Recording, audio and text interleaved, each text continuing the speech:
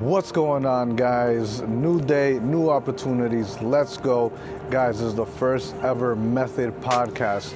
Here, we're going to be sitting down with a leader that I've been looking up to for quite a while now. He is someone that lives the true character of a leader. He is someone that's always innovating his business, a true inspiration. Guys, he is the managing director of Northpointe Bank and also the principal of Axe Capital. Guys, join me welcoming Zack Levesque on the first ever Method podcast. Thank you. Zack, can you tell us a little bit of how you were able to get to the position that you're at, Yeah, so I started in mortgages and finance, which is my primary now, in 2002. And, I never really deviated from that. I've been through a lot of market cycles, ups and downs. And I made a lot of mistakes when I was young in my career. I made a lot of mistakes when I was younger as a young man. And for me, the last couple of years, we've really accelerated our business plan here. We've grown our sales staff here, grown our operations staff.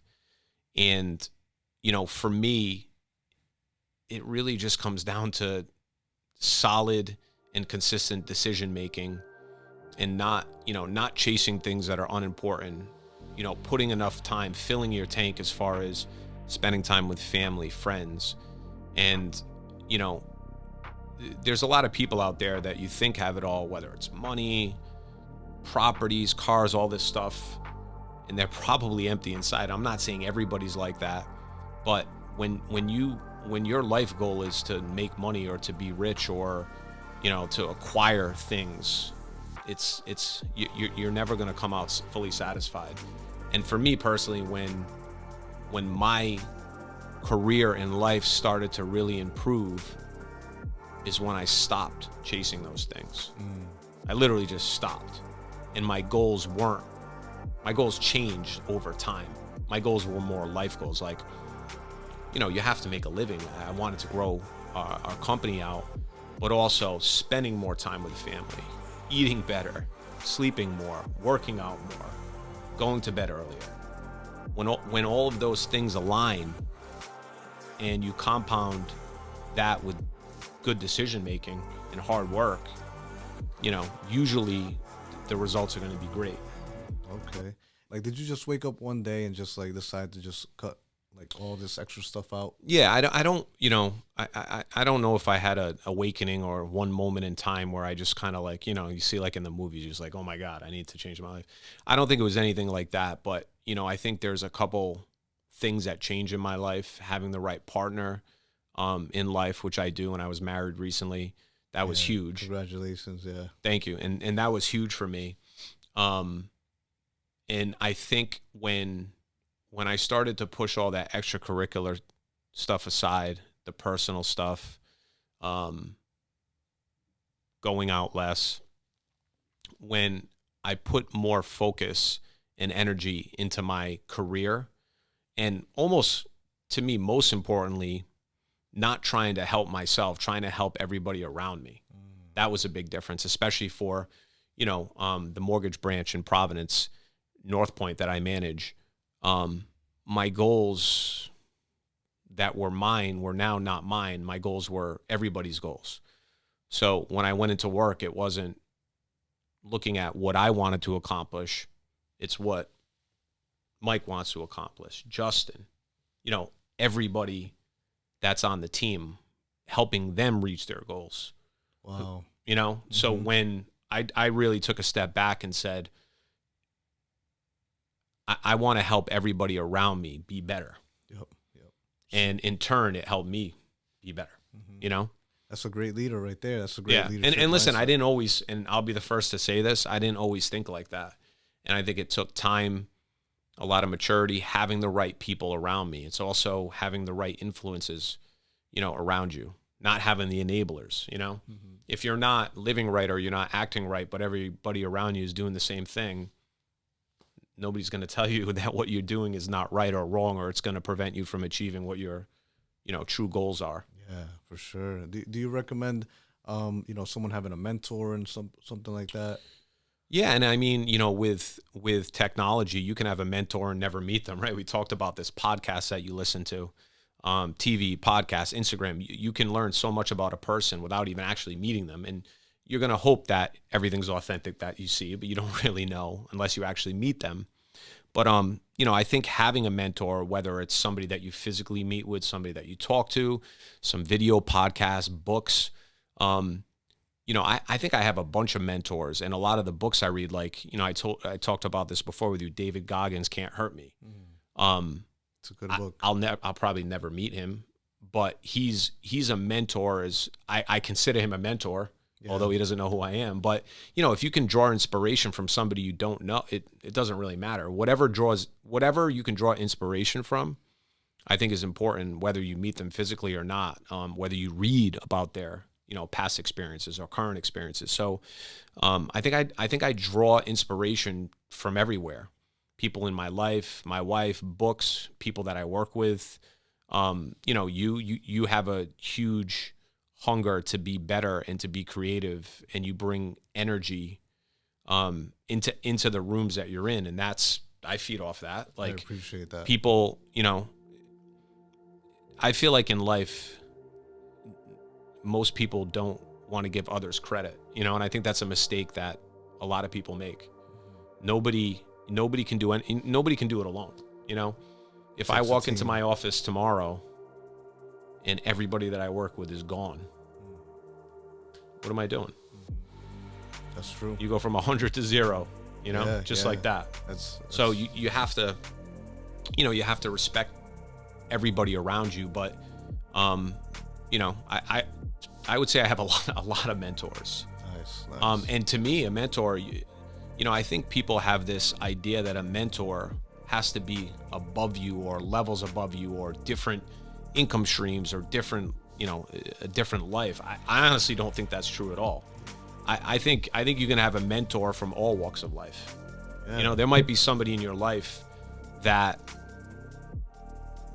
and I don't even want to make it about income, somebody that's not super successful, right? But they have the perfect marriage. Why can't that guy be a mentor to me? Yeah, because he doesn't run a company, or he doesn't, you know? Yeah. And, you know, there's a couple people in my life that I almost consider them like social mentors. And I draw from them. You know, I have good friends that have a great marriage. They're great fathers.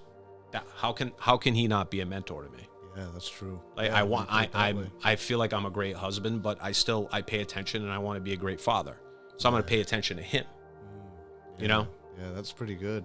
You know, when you put that perspective, yeah, that's very good. You have to separate ego when it comes to that. When it comes to mentorship too. Yeah. And you have to realize that you can learn something from everybody. From everybody. Everybody. Yes. People that you walk by on the street. Yep. You know? I'm big on that. Yeah, you're right. In a 10-second exchange, you can learn something from somebody.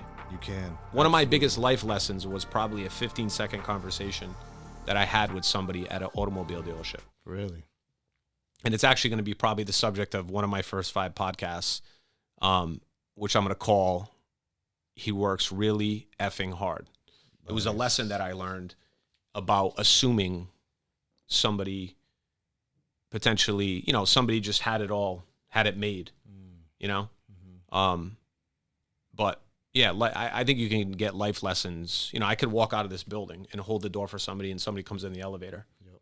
And I could have a 10-second exchange and learn from it. I have, you know? Wow. You have to be open-minded to that, I think. You do. But it's ego, too. I think it's ego that prevent people from acknowledging or recognizing that they can, you know, potentially learn something life-altering or something that important. Absolutely. From somebody maybe that's not at the level that you're at. Yeah. That's all, like, you know. For sure. You have to be able to have that, like, open mindset, like that, you know,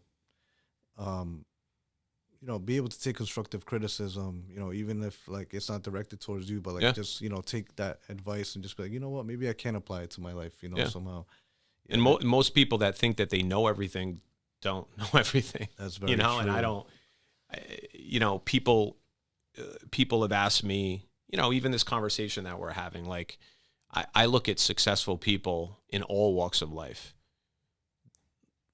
Like, I don't think they're much different from everybody else. It's just consistent decision making, and just really putting yourself out there. And, consistency is a big piece, because you could look at the guy that has it all and it can be lost like that. And it has. Quick. History teaches us that happens, whether it's sports star, athlete, actor, politician, business owner. Yep. You've all heard stories of just dramatic fall from graces. And that's just, your decision-making changes. Yeah, absolutely. And then you make consistently bad decisions.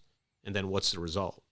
Something bad's going to happen. Absolutely. Right? And we've seen it before. Yeah. And I try to stay cognizant of that, because I realize that a lot of good decisions have gotten me to where I am now. Mm-hmm. Conversely, if my decisions start to change and they start to become bad decisions, I'm going to go the opposite way, and pretty quickly, probably quicker than the come up. Yeah, for sure. Yeah, it's crazy, because like you can tarnish your reputation so fast. Oh, especially in this state, you can tarnish it in Rhode Island. Absolutely. Which is, 1/10 the size of probably the average state population wise. For sure. Yeah. And that's why, honestly, like, in my business, as you know, we do mortgage loans, residential mortgage loans. I'm so OCD, and our whole team is so OCD and obsessed with not making mistakes. And honestly, I have to say, we rarely do make mistakes. I think because we're so connected and in tune in that goal of really trying to be like bulletproof. Nice. From, beginning to end. And I think that helped me in non-mortgage life, just to, to overdo things as far as, not even just compliance, but attention to detail, And you've created that culture, huh? Yeah. I mean, it's I don't know if I've created it. We've kind of all created it together, but there's so much continuity. Everybody comes in every day, and listen, we're in a sales environment, and we draw business from realtors, people buying houses, people refinancing, but we all really have the same goal, which is it really isn't money. The goal is to obviously get through a lot of transactions, but have it be a good experience for our clients. And we've been able to grow business year over year, aggressively the last 6 or 7 years. And it's because of that, Staying true, staying consistent. Yeah, staying consistent. Like you said, bulletproof. That's amazing. Wow. So, Zach, I'm going to bring it back a little bit. And I just want to, this is us trying out this new podcast space. This is actually the first time I've been on a microphone in this studio. This is the first time you have as well. Yeah, for me too. I know I'm going to look back and cringe at this, well, whatever I'm saying, but you know what? Day one. This is what I preach about all the time. You have to get started. It doesn't matter. It's a muscle that you practice, Yeah. And so, pretty soon, who knows where this podcast will take off. I mean, I'm always a positive-minded person. I know that eventually we're going to be able to inspire and help so many people with this podcast. We don't even have a name for it right now. But you know what? We're recording something. We're going to put something positive out there. Yeah, and it's probably, and once you cross the T's and dot the I's, I'm sure it's going to be a good message. And, like what you said about, we just got out here and we did it. To me, that's the biggest thing. And if anybody asks me, why do you think that you've been able to be successful and grow yourself, grow your business? I think it's about, everybody has ideas, but few execute. And it's just about actually executing. Everybody, somebody comes out with a new product. I thought of that, but you didn't do it. It's the action and the execution that separates people from the successful and, the dreamers. And I don't mean dreamers like negatively, but, let's say that there was 50,000 people listening to this, which there won't be because, maybe not now. Yeah, not now. But there's probably 40,000 out of 50,000 that in their head, they want to do something so bad and they just don't do it. Just because of that fear of failure. And even me, I'm like, I want to do a podcast. And I'm just like, all right, let's just do it. It's the action that separates it. And then obviously, there's other metrics that are involved in consistency. But, that's the thing. We're sitting here and we're recording. That's it. You don't have a game plan right now, but the action, is the biggest piece, and it's actually the piece that most people miss. Yeah. You got to do it. You got to execute. You have to execute. Execution is worship. That's something Eric Thomas says. And I'm very big fan of Eric Thomas, very big fan of David Goggins, all these guys, Can't hurt me. Can't hurt me. You have to get out there and just do it, know. Now, don't get me wrong. I mean, for our next podcast, I'm going to have, things written down, and I already know how I'll probably go about things in the future. Yeah, introduction. This is more of a spitball, right? Yeah, this is like, let's just break the ice. Let's record something. Let's get some positive, a positive message out there for the people.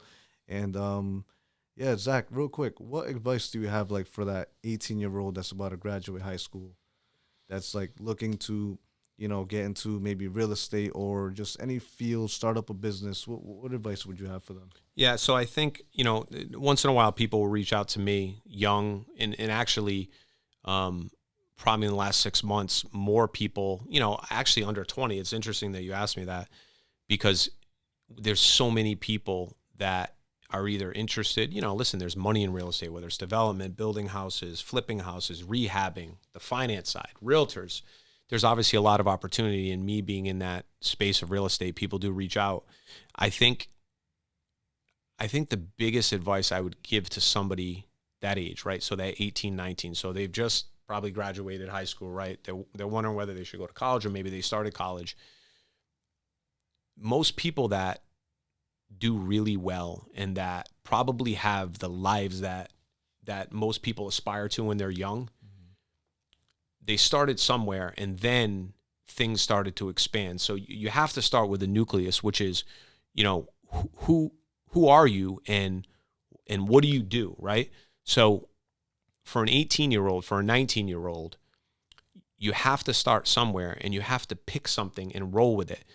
So many people just have either delusion of grandeur, or maybe they think it's easier. Maybe they just think they can go out and create 7 streams of income.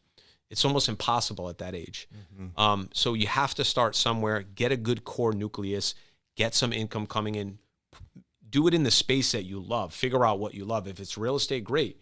Well, you can't be a mortgage guy, an attorney, a real estate agent. You can't be all that at once, especially when you start. Yeah, so you got to start with some sort of foundation and then build from there. So, for me, I've been doing residential lending for a long time, and I recently broke out and I started personally lending money for real estate development, unrelated to what I do as my primary. It's in the same space though. Yep. So I was able to do that, utilizing my resources and knowledge of real estate because I'm in that space anyway. So I think the best advice is figure out what you love, what you're good at, and start there and see where that takes you. You can't just have wild eyes and expect that you're going to start 3 or 4 companies and be able to manage that because, I've seen it, especially when I was younger. Let's say you're 18, 19, 20. You start a company, you launch it, you start to make money, you start another one. How can you manage that attention, money, success when you're 19, 20 years old? It's possible, but it's probably, you're going to have some sort of reckoning where it might affect you, or it might, affect your development or rise. Yeah. So, I walk before you can run, but definitely figure out what you're good at and what you love. And you got to start there, get a good foundation, then start to branch out. Yeah, I agree with you on that. I feel like today's society, we have all this information overload sometimes on social media, and let me start drop shipping, let me start Forex, I don't know, let me do this, let me do that. That's great to aspire to do many things, but you're right. I feel like you have to get a strong foundation in a certain field, make money, generate, continue to go, building up that business, maybe get some employees, get some help, but it starts with having that foundation and then branching off, Yeah, and it can be, and it doesn't mean that your growth is going to be stagnant. You can still grow, but think about, you're 18, 19, you have the world at your feet. You have so much time. Mm-hmm. There's, the stories of entrepreneurs that didn't realize success until later in life. Like, Jeff Bezos, he was in his he was driving a Honda. He used to drop off his own packages at Amazon. Yeah. He used to drive them. and I think he had a Honda Accord. Yep, You're talking, I don't know, less than 20 years ago, Yep. right? So think about that. He was in his 40s and you're 18, 19. Look at how much time that you have. Yeah. You know, and also you need to be able to have the maturity to handle success. That's another big piece of it. That's true. Right? Yeah. All of a sudden you blow up and you're 20, 21. You're Yeah, making, all this let's say you money. start making, like how can you possibly handle that? That's very true. You know? You need some life lessons. And you need to, and I'm not saying you need to make mistakes, but you also need to ensure that the right people are around you. And I know when I was younger, at a certain time in my life, I didn't have the right people around me, but I didn't know that. It's tough to know that when you're younger. Yeah, now that you point that out, I feel the same way about that too. Yeah, know? it's I think, and listen, there's no mistakes, right? In life, only lessons. Like For sure. a lot of it's timing, and a lot of it you make mistakes and learn lessons. And I don't have any I don't look back at decisions I've made that were wrong or errors that I made, and I just don't dwell on it. That's just never been the person that I was. But a lot of people do dwell on that stuff. You just have to move past it, take the lesson. Just it's a lot of it honestly is just ego. Yeah. It really is. For sure. Yeah, no, that's a big one. You're right. I think it's just I'm very big on that, like taking the lesson and moving forward, Can't keep dwelling on the past or nothing like that, that victim mentality. You have to like really just have that like overcome mindset, Yeah. There's it's interesting. There's one of my favorite books is called The Four Agreements, and it's I think it's Don Miguel Ruiz is the author. But it's a pretty simple book as far as life lessons. And one of the lessons that he talks about, I think you'd appreciate this. He calls it the internal judge. And he talks about how people, the majority of people, dwell on past mistakes, dwell on past decisions, and they just never can get past it, even though other people in their lives have got past it. And he refers to it as the internal judge, meaning you could make a mistake, a year ago, 5, 10, whatever it was, whether it's a personal mistake, social, business, family. And although people in your life have actually forgiven you or moved past it, you haven't. And that's one of the biggest issues that people have in not forgiving themselves, really. So the internal judge inside of you just keeps bringing you back to that moment and saying, like, Zach, why did you do that? Zach, why? And when I read this book about 6 months ago, I realized that I did that for a long period of time in my life. I never forgave myself for things that I did and decisions that I made. Got it. And that internal judge holds everybody back. And the internal judge is you. So, the people that have the best mindsets, that are always growing, always positive, always focused, they're looking straight ahead. And it doesn't mean that you don't have remorse for, nobody's perfect, everybody makes mistakes. Absolutely. But at some point, you have to move past it. And so many people in this world cannot move past the past. True. It doesn't mean you have to forget or just say, I could care less what happened. No. But you have to forgive yourself. Yep. to move on and to actually, look ahead and execute. That's powerful. That's very powerful. I probably didn't explain it the way that he did, but it's a pretty simple teaching, but it is powerful, because I know as I'm saying it, you're probably thinking, yeah, I should let that go. Something in the past, you're like, Absolutely. we're human. We make errors. We make mistakes. Exactly.